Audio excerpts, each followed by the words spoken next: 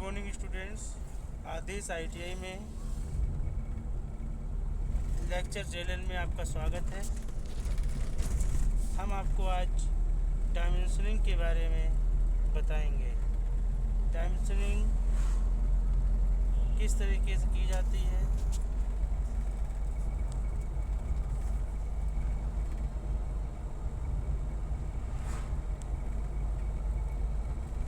Dimensioning drawing समाप्ति के बाद ऑब्जेक्ट के आकार तथा साइज को समझने के लिए डायमेंशनिंग की जाती है।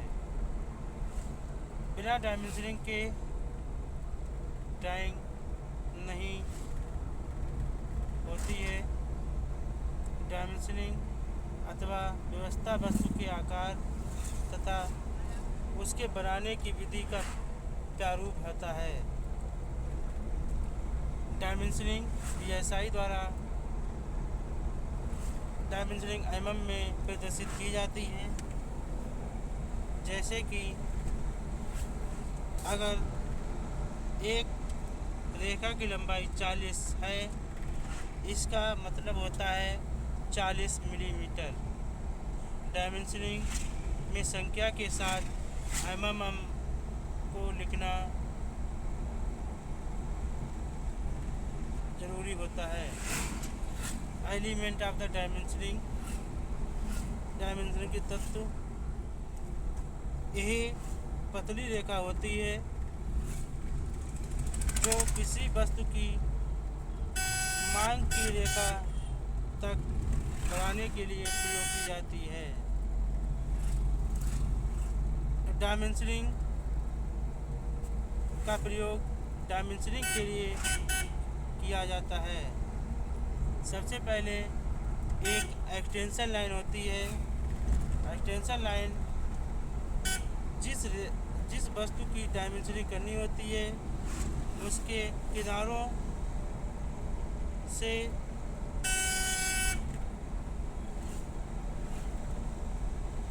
छूती हुई लकीर रेखा खींची जाती है, उसे हम एक्सटेंशन लाइन बोलते हैं। दूसरी चीज़ एक होती है डायमेंशनिंग लाइन। ये रेखा दोनों रेखाओं पर तीर के निशानों से बंद रहती है।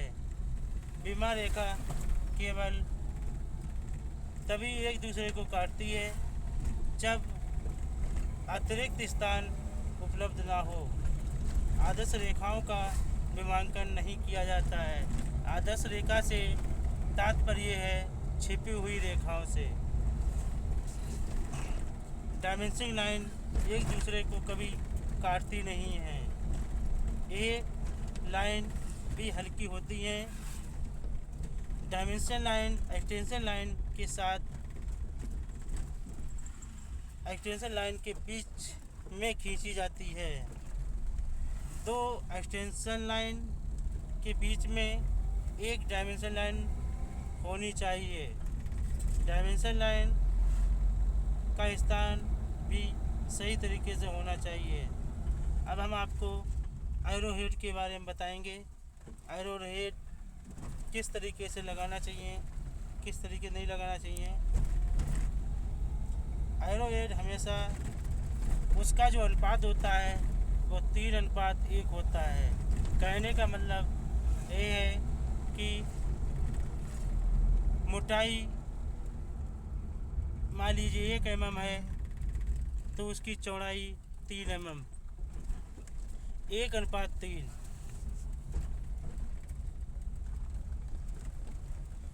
एरो हेड डायमेंशन लाइन को समाप्त करने के लिए प्रयोग किया जाता है। डायमेंशन लाइन के बीच दोनों छोरों पर एरो हेड लगा दिया जाता है।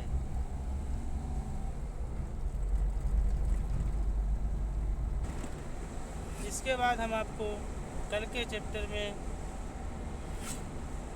डायमेंशनिंग कितने प्रकार की होती है उसके बारे में हम आपको बताएंगे। धन्यवाद।